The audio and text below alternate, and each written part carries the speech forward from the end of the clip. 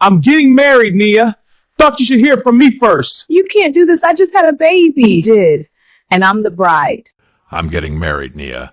Thought you should hear it from me first. Terrence stood at the foot of her hospital bed, holding 2 envelopes. One was a wedding invitation.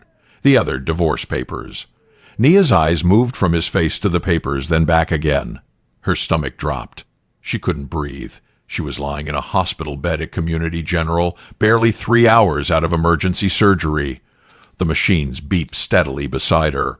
The smell of antiseptic burned her nose. Her abdomen throbbed with a deep, tearing pain. She had just delivered their baby girl. A cesarean section. Their first child. And now, this? If you're already hooked, hit that subscribe button right now because this story is about to get real. Drop a comment and let us know where you're watching from. We love hearing from y'all.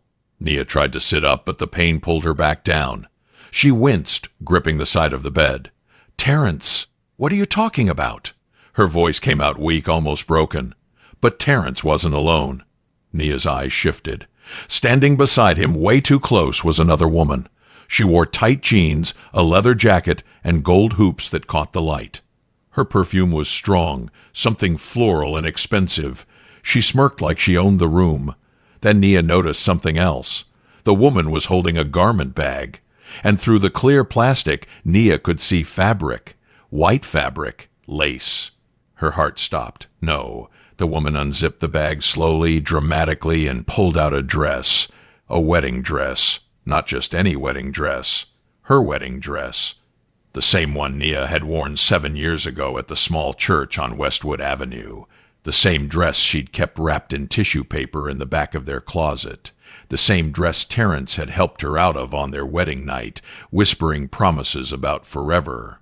Nia's hands started shaking. Why does she have my dress? Her voice cracked. The woman grinned wider. Oh, honey, I'm Shayna, soon to be Mrs. Terrence Williams.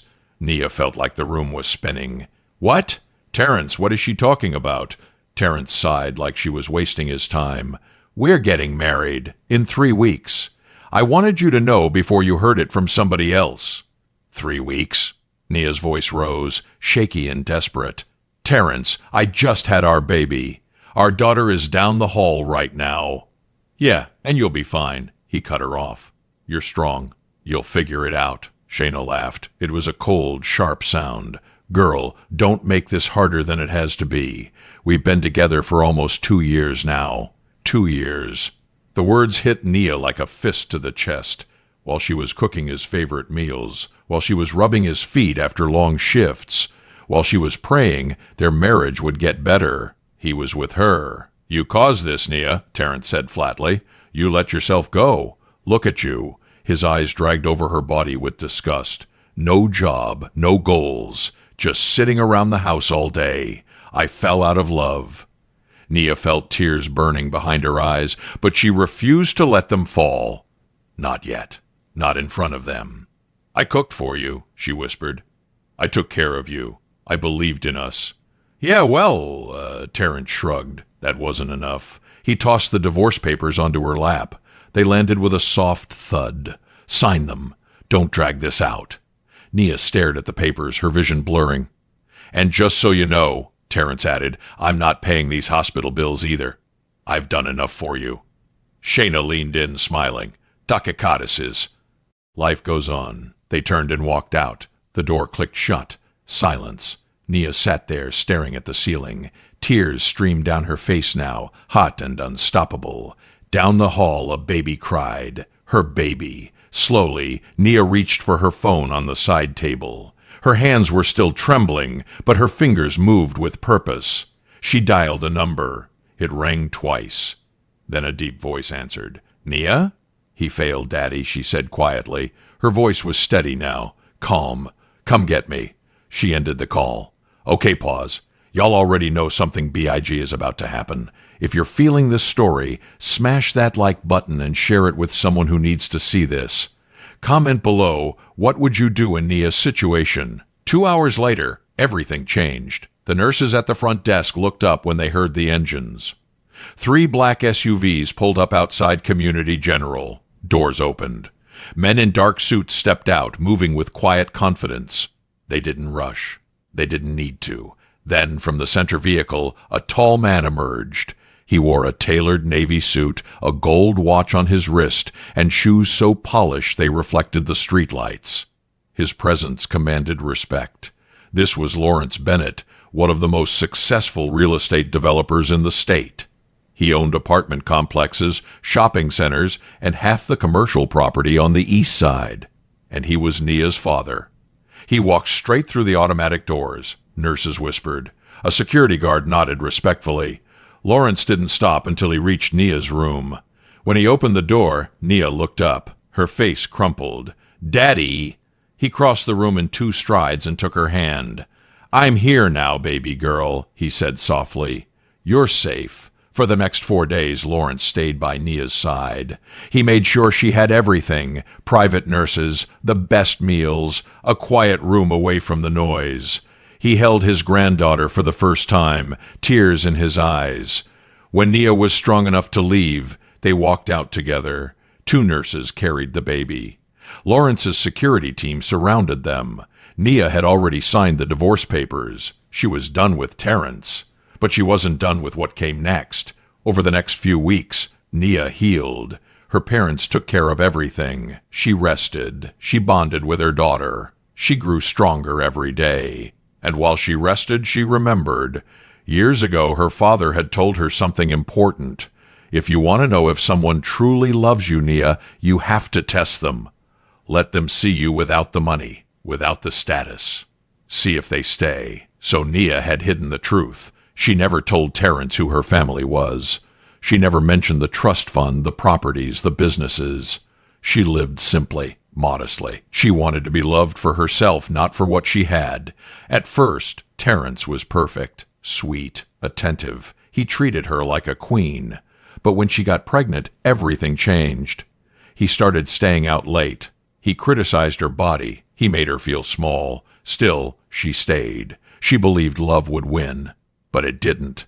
Now, lying in her childhood bedroom with her baby girl sleeping beside her, Nia made a decision. She wasn't going to be a victim. She was going to take back her power. Meanwhile, Terrence and Shayna were living it up. They threw out everything that reminded him of Nia: photos, letters, gifts. They laughed. They partied. They planned a wedding at a venue on the north side. Terrence felt free. He had no idea what was coming. One evening, Nia picked up her phone. She typed a message to Terrence. "I need closure. Can we meet? One last time before your wedding. Please." She showed it to her father. Lawrence smiled. Perfect. She hit send. Terrence read it and laughed. He showed Shayna. "She still wants me," he said, shaking his head. "Pathetic," Shayna muttered. But he agreed to meet her. He had no idea he was walking into a trap. Y'all see what's happening here? Don't miss what comes next. Subscribe and turn on notifications so you don't miss a single twist. Drop a comment. Do you think Terrence deserves what's coming? The meeting was set for the day before the wedding. Nia chose the location carefully. The Sterling, a high-end hotel downtown. The kind of place Terrence couldn't afford on his best day. She arrived early, dressed in a cream silk blouse and tailored slacks. Her hair was done. Her makeup was flawless. She wore gold jewelry, subtle but expensive. She looked like money. She sat in the lounge, sipping water, waiting. When Terrence and Shayna walked in, laughing and holding hands, they stopped dead in their tracks. Terrence's smile disappeared. "Is that Nia?" Shayna's jaw dropped. Nia looked up slowly. She didn't smile. She didn't need to. "Thanks for coming," she said coolly. "Have a seat." Terrence's legs felt weak. He sat down. Shayna followed, but she looked nervous now. You look different," Terrence stammered. "I feel different," Nia said calmly. Before he could respond, the hotel doors opened again. Lawrence Bennett walked in, flanked by 2 associates. Every head in the room turned. Terrence's face went pale. Wait, that's Lawrence Bennett, the developer. Why is he? Lawrence walked straight to their table. "Why would you hurt my daughter?" he said quietly. Terrence's mouth fell open. You're what?" Nia stood up slowly, her eyes locked on Terrence. "I lied to you, Terrence. I never told you who I really was. I wanted to see if you'd love me without the money, without the name. Terrence was shaking now. You're rich? I'm a millionaire, Nia corrected, and you threw me away like I was nothing. Shayna's eyes darted between them, panic creeping in. Lawrence turned to her. How much would it take for you to walk away from him? Shayna blinked. What? He pulled out a check, wrote a number, slid it across the table. Shayna's eyes went wide. She looked at Terrence, then at the check, then she grabbed it. I'm sorry, Terrence, she whispered, but this is more than you'll ever give me. She stood up and left. Terrence sat frozen, speechless. Nia leaned down, her voice soft but ice cold. You wanted someone who worshipped you. You got her. And she left you the second someone better came along. Just like you did to me. She straightened up. I'll raise our daughter, but I never want to see you again. She walked out with her father, head held high. Nia rebuilt her life. Her daughter grew up loved, strong, and confident. Terrence? He spent his days drowning in regret, watching from a distance as the woman he discarded became everything he never deserved. Patience, dignity, and quiet strength will always win. But arrogance and greed? They'll leave you with nothing. If this story moved you, hit that like button, share it, and subscribe for more real-life lessons. Comment below and tell us where you're watching from. We love connecting with y'all. Remember, real strength doesn't need to be loud. It just needs to be real.